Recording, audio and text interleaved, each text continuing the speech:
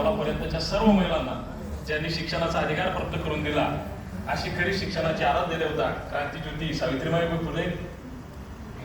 आणि असा ते साध्य करीत सायाचं कारण अभ्यास तुका म्हणे. म्हणजे कोणतीही गोष्ट जर तुम्हाला साध्य करायची असेल तर त्याला अभ्यासच करावा लागेल, हे आपल्या गाथेतून सांगणारे जगद्गुरु संत तुकाराम महाराज. शुद्ध हवा पाणी ऋतू हा जीवाचा मृत्यू बाकीचे सारे झंझट फालतू समजतो आम्ही, असा विज्ञानवादी दृष्टिकोन बाळगणारे राष्ट्रसंत तुकडोजी महाराज. आणि खऱ्या अर्थाने ज्यांच्या नावानं आम्ही आमच्या संस्थेचा कार्यभार चालवतो, तर विश्वालाही वंदनीय ठरावं असं व्यक्तिमत्व म्हणजे भारतरत्न डॉक्टर बाबासाहेब आंबेडकर या तमाम महामानवांना एकदा मानाचा मुजरा करून आजच्या या 3 दिवसीय कार्यशाळेसाठी विविध मान्यवर आपल्याला या ठिकाणी उपस्थित झाले.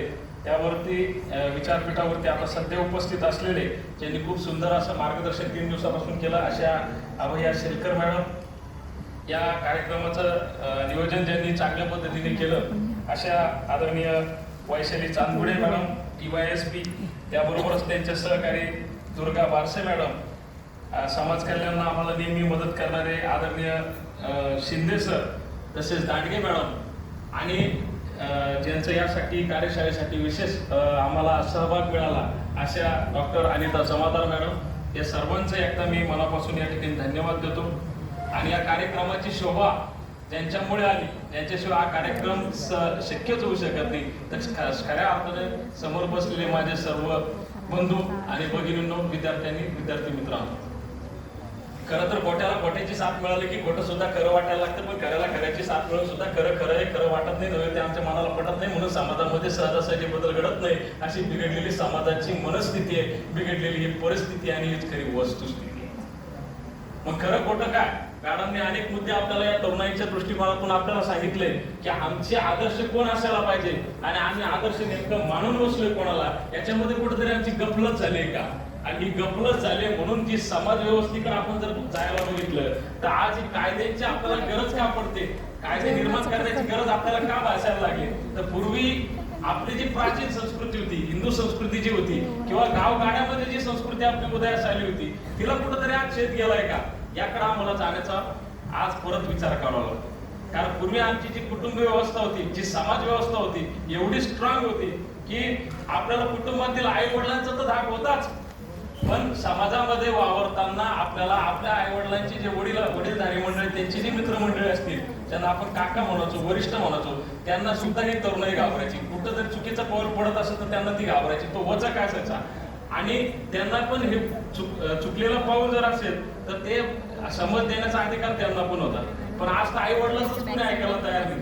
म्हणून आज ही बिकट परिस्थिती झाली. म्हणून मी सांगितलंय की आपण आज जे बघतोय की खोट्याला खोटे साथ, मग खोटं आमचं याच्यावरती काय राबवलं जातं. तरुण आज कशामध्ये गुंतले, तर आज 70 ते 80% प्रॉब्लेम फक्त या एका गोष्टीमुळे झाले. मी म्हणत नाही हे चुकीची गोष्ट आहे. टेक्नॉलॉजी ही माणसाचं जीवन सुकर करण्यासाठी चांगलीच आहे. मोबाईल हा त्याचा वापर चांगला केला तर चांगलाच आहे, पण आज बहुतेक प्रसंगी याच्यामध्ये आमचा दुरुपयोग जास्त व्हायला लागला. आमच्याकडे काय झालं की आमच्यावरती रील स्टारचा प्रभाव जास्त व्हायला लागला. वेगवेगळे रील करणारे आम्ही बघतो आणि तेच आम्हाला आमची आयडिया वाटायला लागतात. पण रिअल स्टार आपल्या जिंदगीत जे घडून गेले, त्या रिअल स्टारचा आम्ही काही अजून चांगल्या पद्धतीने आम्ही त्यांच्याकडे वळलोच नाही. हे रिअल स्टार आम्हाला कधी आठवतात? मी नेहमी सांगतो की जेव्हापासून कळायला लागला आम्हाला, तेव्हापासून आम्ही जयंती आणि पुण्यतिथी साजरा करतो. पण खरंच कळायला लागलं का आम्हाला हा प्रश्न आजही आमच्या मनाला पडतो. कारण हे दोन महामानव कळाले आम्हाला फक्त जयंती आणि पुण्यतिथी साजरा करण्यापुरते. हे दोन महामानव कळाले आम्हाला फक्त निवडणुकीमध्ये मतदान लाटण्यापुरते. हे दोन महामानव कळाले आम्हाला फक्त पुतळ्यांचं राजकारण रंगवण्यापुरते. हे दोन महामानव कळाले आम्हाला फक्त 10 मार्काच्या दीर्घोत्तरी प्रश्नापुरते. न जाणून घेतले कधी कार्य त्यांचे, करून घेतले आपण आपापल्या सोयीची. यांची पण पद्धतशीर वाटणी करून टाकली आम्ही. मी पहिल्याच दिवशी सांगितलं की आम्हाला संत तुकाराम महाराज असतील, छत्रपती शिवाजी महाराज असतील, सोयीस्कर वाटले. मराठा समाजाने शिवाजी महाराजांची जयंती साजरी करावी, बाबासाहेबांची जयंती अनुसूचित जातीतील बांधवांनी साजरी करावी, महात्मा फुलेंची तर माळी समाजाने साजरी करावी. इथपर्यंत आमची समाज व्यवस्था रासातळाला गेली आहे की जे आपल्याला संतांनी आपला जो विचार दिला होता की विश्वची माझे घर, मग असं जर असेल आणि जोपर्यंत आम्ही याचे विचार डोक्यात घेणार नाही तोपर्यंत आम्हाला जगणं तरी काय करणार? आज जे जगतोय आपण त्याच्यामध्ये सॅटिस्फाय आहे का? खरं म्हणजे प्रत्येक जण पळतोय पण कशासाठी पळतोय हेच कळत नाही. जे समाधान ज्याला होतं ते समाधान आम्हाला काय मिळत नाही, करोडोची संपत्ती झाली तरी समाधान आम्हाला नाही, सुखसुविधा आम्हाला प्रचंड प्रमाणात झाल्या तरी समाधान नाही, मग खरंच जगणं तरी काय? मग जगण्याचा विचार जर आम्ही करायला लागलो तर मी सांगतो की महामानवांनी जे जगणं स्वीकारलं त्या जगण्यातला थोडा अंश जर आपण जर घेतला तर खऱ्या अर्थानं आपण जगू. कारण जीवन जगत असताना तर आपण कशा पद्धतीने वागलं पाहिजे, तर मी नेहमी सांगतो की आपण मेल्यानंतर आपल्यासाठी किती जण रडणार आहेत ते पाहण्यापेक्षा आपण जीवन जगत असताना आपल्यासाठी किती जण असणार आहेत ते महत्वाचं आहे. रडणारे खोटं रडू शकतात पण हसणारे खोटे हसू शकत नाही. येणारा दिवस येणार आहे, जाणारा दिवस जाणार आहे. जाता जाता जाणाऱ्या दिवसाबरोबर जायचं का गेलेल्या दिवसानंतर उरायचं, काय करायचं आयुष्यात ते ठरवायचंय. अरे खरं जगणं म्हणजे तरी काय तेच तुम्हाला आम्हाला समजून घ्यायचं. मग खरं जगणं कोणाकडे बघावं लागेल आपल्याला? त्या महामानवांनी जे कर्म केलंय ते खऱ्या अर्थाने आपल्याला समजून घ्यावं लागेल. आणि जोपर्यंत आम्हाला जगण्याचं मर्म कळत नाही तोपर्यंत आमच्याकडनं चांगलं कर्म घडत नाही. म्हणजे चांगलं कर्म घडून घेण्यासाठी काय करावं लागेल? कारण कर्मावरतीच तुम्हाला विश्वास ठेवावा लागेल. मी नेहमी सांगतो की भाग्य वगैरे जे असेल त्या सुदैवाच्या गोष्टी हे तुरळक प्रसंगी तुम्हाला काहीतरी आयुष्यामध्ये चान्स देऊ शकतात, पण शेवटी तारणार आहे तर तुम्हाला कर्मच आहे.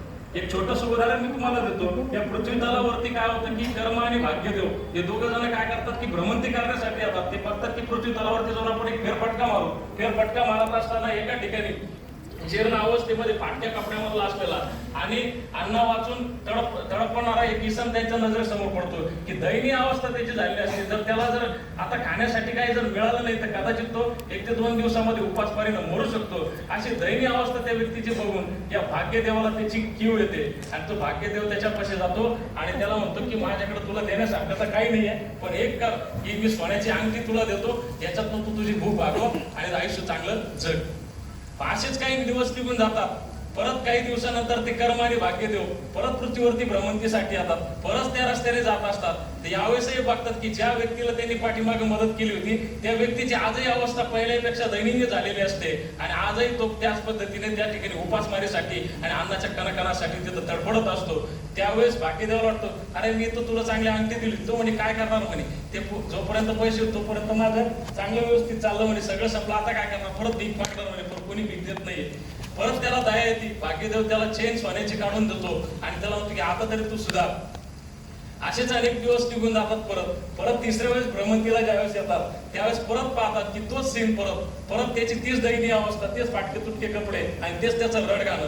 हे बघून यावेळेस आता भाग्यदेवाला तर फार चिड आलेली असते की अरे यार याला 1 वेळेस 2 वेळेस मदत केली मी, याची अवस्था सुधारण्याचं नावच घेत नाही. त्यावेळेस कर्मदेव म्हणतो की तू थांब, यावेळेस मी बघतो याच्याकडे. आणि मग कर्मदेव काय म्हणतात की माझ्याकडे तुझ्यासाठी सोन्याची चेन वगैरे माझ्याकडे काही नाही म्हणे, मी फार तर फार तुला काय करू शकतो म्हणे की ही फळांची टोकरी भरलेली पाटी ही तुला देऊ शकतो. आता या पाटीच तुला काय करायचं तू ठरव. तेवढं करून त्याला ती फळाची पाटी दिली जाते आणि असेच कर्म आणि भाग्यदेव निघून जातात आणि असेच काही महिने उलटून जातात आणि ते परत फेरफटका मारायला येतात. पण यावेळेस त्यांना वाटतं की 100% भाग्यदेवाला माहित असतं की याची काही अवस्था सुधारलेली नसेल, हा त्याच ठिकाणीच आपल्याला पाहायला मिळणार आहे. पण यावेळेस तो व्यक्ती त्या ठिकाणी त्यांना मिळत नाही. असंच ते पुढे बाजारामध्ये जातात, भ्रमंती करत असतात आणि बाजारामध्ये चाललेली सर्व गतुली ते पाहत असतात. त्याच वेळेस एका कोलेजेंगा असं दुकान बांधलेलं असतात, तिथून आवाज येतो, हो कर्म आणि भाग्यदेव, अरे इकडे या इकडे या. पण ते ज्यावेळेस बघतात की ते वरती बघितल्यानंतर छोटा असा शेट वरती बसलेला असतो. 4 ते 5 लोक खाली त्यांचे फळ विक्रेत्याची गाडी त्यांच्या लावलेली असते आणि त्यावेळेस लक्षात येतं त्यांच्या की हा तोच व्यक्ती, पण आज त्याचा अवतार बदलला. तुझी अवस्था झाली कशी? त्या दिवशी म्हणे कर्मदेवाने मला जी फळांची टोकरी दिली म्हणे, माझ्या लक्षात आलं म्हणे, मी ती 1 टोकरी फळांची विकली, त्यातनं पैसे उरले, परत फळं खरेदी केले, परत विकत राहिलो. फळांच्या धंद्यामध्ये माझा एवढा चांगला जम बसला की आज 4 ते 5 लोक मी कामाला ठेवले. मला एक नक्की कळालं म्हणे की कर्माची ताकद ही फार मोठी आहे. आणि मलाही तुम्हाला तेच सांगायचं आहे की भाग्य तुम्हाला टेम्पररी तुम्हाला सुख देऊ शकतं, पण परमनंट सोल्युशन देण्याचं काम जर असेल ते कर्मच देऊ शकतं. आणि मग हे कर्म कसं आपलं असायला पाहिजे, तर कर्माकडे जायचं तर आपल्याला या महामानवांचे विचारच आपल्याला घ्यावे. मग यांचं कर्म कसं होतं? एका समाजासाठी यांनी कर्मच केलं. आपल्या कुटुंबाचं सर्व त्याग करून या समाज व्यवस्थेवरती बिकट परिस्थितीत, बाबासाहेबांचं उदाहरण घ्या, स्वतःच्या कुटुंबाकडे लक्ष द्यायला वेळच मिळाला नाही, पूर्ण वेळ समाजासाठी खर्च करावा लागला. छत्रपती शिवाजी महाराजांचं आयुष्य किती? मी नेहमी सांगतो 3 एप्रिल 1680 आपण त्यांचा मृत्यू दिनांक पकडतो. जवळपास 50 वर्षाचं आयुष्य छत्रपती शिवाजी महाराजांना मिळालं. जर जगायचं असतं तर ते आयुष्यभरामध्ये जगू शकले असते, पण वयाचे पूर्ण वर्ष त्यांनी या लढाई याच्यामध्ये घातली आणि या समाजाला स्वराज्य कसं निर्माण होईल आणि लोकशाही स्वराज्य मी यासाठी म्हणतो की त्यांच्यामध्ये न्याय जो बाबासाहेबांनी आपल्या संविधानातून जो न्याय दिला तो शिवरायांनी आपल्या स्वराज्यातून न्याय देण्याचं काम केलं. मग याच्याकडे आपल्याला जावं लागेल. पण आमचा प्रॉब्लेम काय झाला की आमची तरुणाई कुठं पटली. तर आज मी नेहमी सांगतो की पहिल्या दिवशी मी जरी नारायणपुरी सरांची कविता सादर केली असेल, पण आज एक माझी कविता तुमच्यापर्यंत मांडणार आहे की जी आजची अवस्था जी आहे, तरुणाईची जी अवस्था आहे, समाज व्यवस्था जी आहे, तर ती जर आपण बघितलं त्यात आपल्याला उत्तर मिळते. तर मी नेहमी सांगतो की एकेकाळी या भारतामध्ये प्रत्येकाच्या बोलण्यात प्रेमाचा सूर होता, सोन्याचा धूर होता. आता मात्र इथं फक्त बिड्यांचा धूर आहे. तहान लागल्यावरती आहे पाण्याऐवजी देशी. आणि काहीतरी सांगावं तुम्हाला, आमच्या तरुणाईची अवस्था झाली अशी. निघाला होता श्रावण बाळ घेऊन आई बापाला काशी. राणी लक्ष्मीबाई लढली होती वाचवण्यासाठी. मॅडम उदाहरण दिलं, राणी लक्ष्मीबाईची वंशज आपण तर फ्रस्ट्रेशन मध्ये यायलाच नाही पाहिजे. डिप्रेशन नावाचा शब्दच आपल्या डिक्शनरीमध्ये पाहिजे. पण आज दुर्दैवानं काय झालंय की ती अवस्था आमची झाली. निघाला होता श्रावण बाळ घेऊन आई बापाला काशी. राणी लक्ष्मीबाई लढली होती वाचवण्यासाठी झाशी. आता तरी काय आम्हाला इथं जमलेत फक्त बैलान म्हशी. आणि काहीतरी सांगावं तुम्हाला आमच्या भारताची कथाच आहे अशी. दुसरी व्यवस्था आमची कुठं बारगडी. राजकीयाच्या वरती जर बघितलं तर तिथे आपला पूर्ण पोरबाजा वाजलेला आहे. म्हणून मी नेहमी सांगतो की दिसभर शेतामध्ये राबून इथं कित्येक जण आहेत उपाशी. पण भ्रष्टाचार करून सुद्धा बघा आमचे राजकारणी किती आहेत खुशी. अहो लोकशाही भासायला लागली हुकुमशाही जशी. आणि काहीतरी सांगावं तुम्हाला आमच्या भारताची कथाच आहे अशी. तसंच आहे काही तारतम्याने कोणत्या पक्षात उड्या मारतो वेळेनुसार. आणि परत काय होतं की समाजासाठी मला आता इकडे जावं लागते, कारण मला समाजाचा विकास करायचा आहे. निधी मिळत नाही म्हणून मी समाजासाठी इकडे आलो. काय आपल्या सर्वांना कळतं काय चालू आहे. तर ही राजकीय क्षेत्राची आणि आता शिक्षण क्षेत्रावरती होती या तरुणाईवरती. यांची अवस्था तर फार बिकट झाली. आणि यांच्यापेक्षा यांच्या मास्तरची अवस्था जास्त बिकट झाली. पूर्वी मी नेहमी सांगत होतो, पूर्वीचे शिक्षक जरा आताचे पण चांगले आहेत, पण 2-5% हे मास्तरचं क्रेडिट पण एवढं खराब करून टाकलं. जे मॅडमने सांगितलं आता मास्तर कशी जायला पण भीती वाटायला. पूर्वी आम्ही नेहमी सांगायचो की शिक्षकांनी विद्यार्थ्यांशी प्रेमानं वागायला पाहिजे. पण हल्लीचे शिक्षक जरा जास्तच प्रेमानं वागायला, इतके प्रेमाने वागायला पाहिजे की मुलीलाच घेऊन पळून जायला पाहिजे. इथपर्यंत पण नाही गेलं पाहिजे. पण अडचण आमची शिक्षण व्यवस्थेची अशी झाली की म्हणून मी नेहमी सांगतो की आजच्या शिक्षक विद्यार्थ्याचं नातं शाळा सुटल्यावर दोघांचं एकाच टपरीवर खातं. विद्यार्थी आणतोय चुनाचं, मास्तर आणतोय बिडी. शिक्षक विद्यार्थ्याची मस्त जमली जुडी. हल्लीचे मास्तर हे मास्तर सारखे वागत नाही. आणि 8 वेतन आयोग लागायची वेळ आली तरी म्हणतात तेवढ्याच्या पगारात भागत नाही. मग आता शिक्षण क्षेत्राचं काय करायचं. मग शिक्षण क्षेत्रावर काय म्हणतो की शिक्षण क्षेत्राची तर काय सांगू गाथा. गैरहजर असूनही हाजरी पाठावर सगळे उपस्थित. आज बघा मला कळतच नाही ग्रॅज्युएशन पोर पास कसं कळतं. 11वीला तर काय आमच्याकडे तर असे कॉलेजेस ग्रामीण भागामध्ये तुम्ही फक्त ऍडमिशन करा डायरेक्ट तुम्हाला सर्टिफिकेटच देतो. एवढं तरी बरं आहे की आता विद्यापीठ थोडंफार परीक्षा घेतं, डिग्री विद्यापीठाच्या हातात आहे. ते म्हणले असते आता विद्यापीठच आपले परमिशन देईल. ते ऍडमिशन घेतलं त्या दिवशी डिग्री देऊन टाकायला बसलो. शिक्षणाचा झंझटच नको.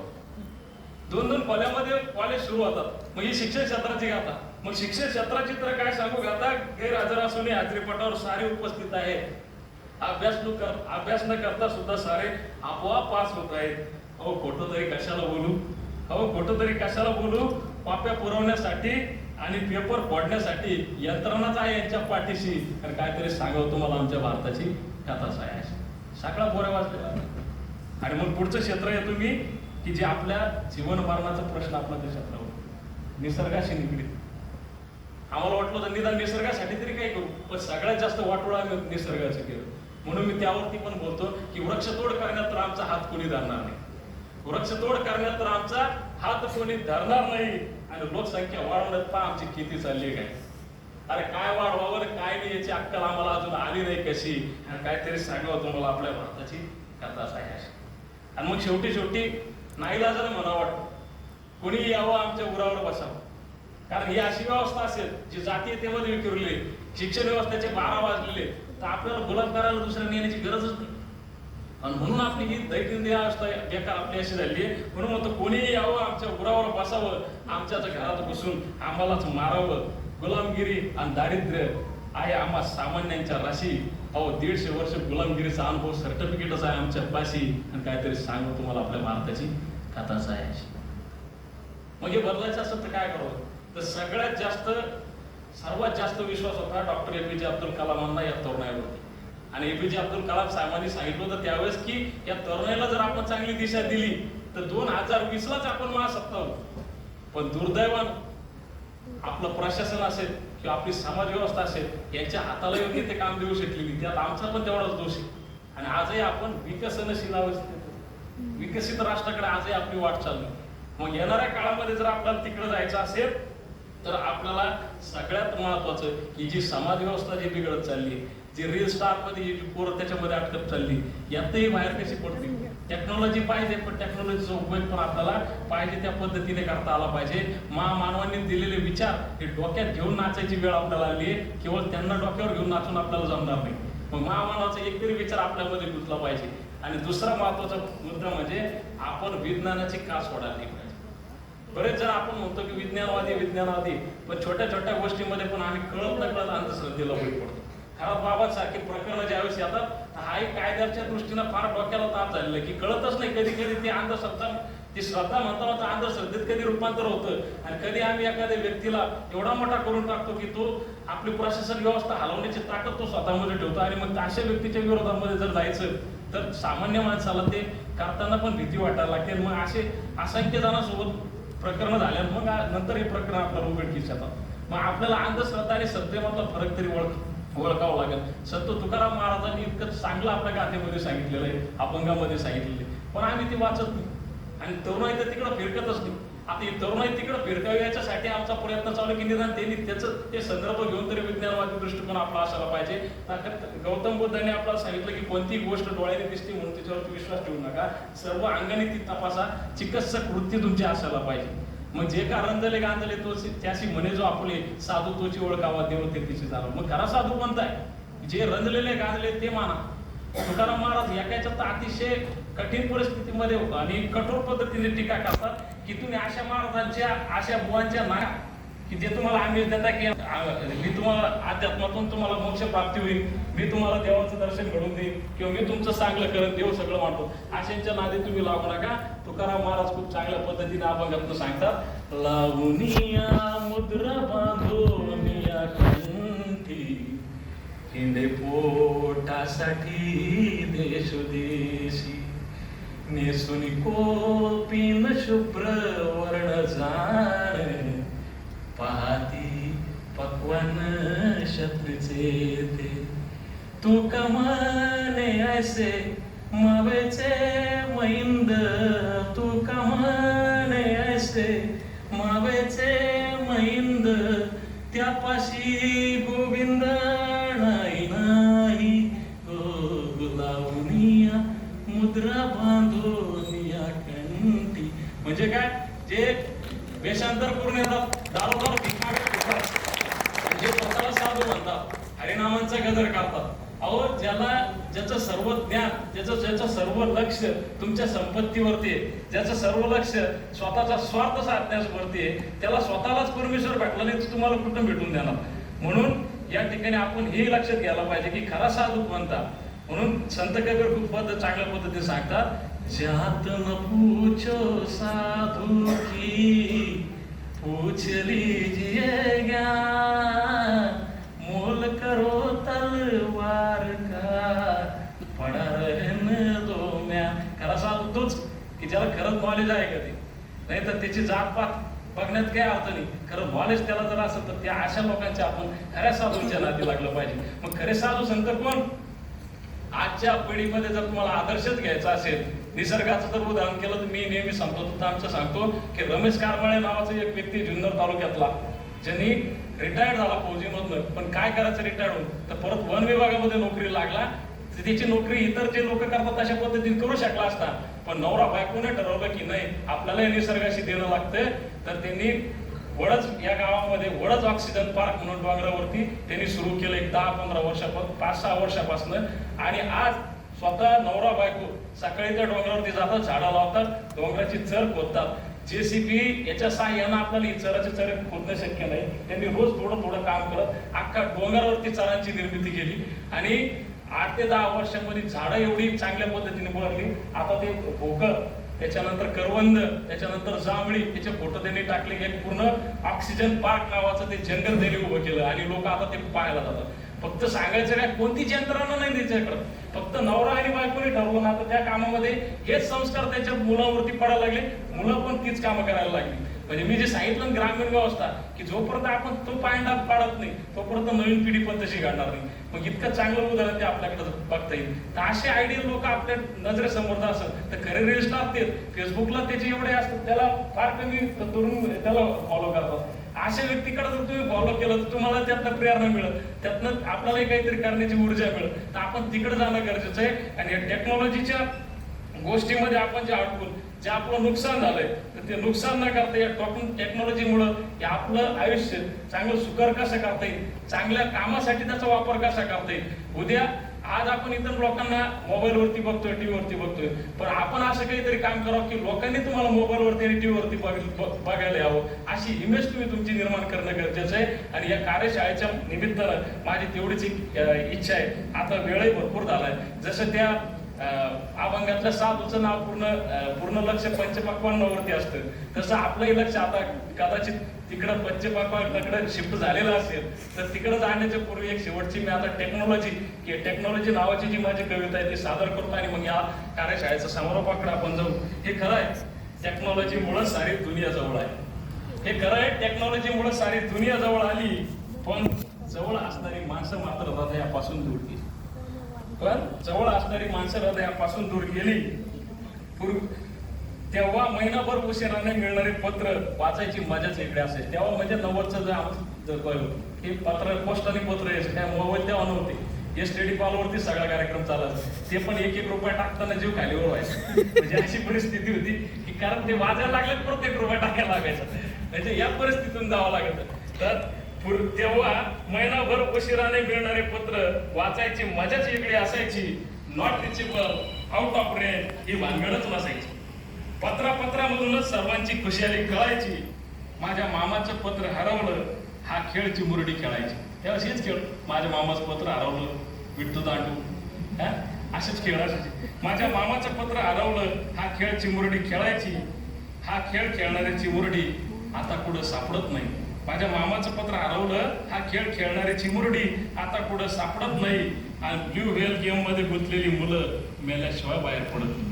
अनेक मुलं बघितली आपण मोबाईलच्या गेम मध्ये जी गुंतली ती वरूनच बाहेर पडली. इतकी विचित्र परिस्थिती या टेक्नॉलॉजीमुळे झाली. म्हणून मी म्हणतो की खेळ खंडोबा झालाय आयुष्याचा, खेळ खंडोबा झालाय आयुष्याचा, जगण्यात आता काही मेळच उरला नाही. खेळ खंडोबा झाला आयुष्याचा, जगण्यात आता काही मेळच उरला नाही. आणि आता याच्यावर सुरुवातीला लिमिटेड टॉक टाइम होता, जे एसटीडीचं उदाहरण दिलं. सुरुवातीला लिमिटेड टॉक टाइम होता, तरी पण माणसं पदरचे पैसे खर्च करून अनलिमिटेड बोलायची. तरी पण माणसं पदरचे पैसे खर्च करून अनलिमिटेड बोलायची. आता अनलिमिटेड टॉक टाइम आहे, पण माणसं लिमिटेड सुद्धा बोलत नाही. बरोबर आहे? आता अनलिमिटेड टॉक टाइम आहे, पण माणसं लिमिटेड सुद्धा बोलत नाही. हल्ली मोबाईल हरवला तर जीवाला चैन पडत नाही. हल्ली मोबाईल हरवला तर जीवाला चैन पडत नाही. पण मोबाईलमुळं माणसंच हरवली हे कोणालाच कसं कळत नाही, हे कोणालाच कसं कळत नाही. मग हे बदलायचं असेल तर याचा वापर आपल्याला आहे तेवढ्या पुरता करणं गरजेचं आहे. तरुणाईला माझी विनंती आहे, व्यसनाधीनता आणि आपण जे इतर ज्या गोष्टी आपण जे बघितल्या यातनं जर आपण बाहेर पडलो तर आपल्या महामानवांना जो अभिप्रेत आपला भारत देश होता किंवा आपल्या आईवडिलांना जो अभिप्रेत आपल्याकडनं जी गोष्ट आहे ती आपण निश्चित करू शकू. या कार्यशाळेच्या निमित्तानं मी परत एकदा सर्वांचे मनापासून या ठिकाणी आभार मानतो की सर्वांनी या कार्यशाळेला उपस्थिती लावली. विशेष आभार जे 3 दिवसापासून या कार्यशाळेला उपस्थिती लावतात त्याचे विशेष आभार.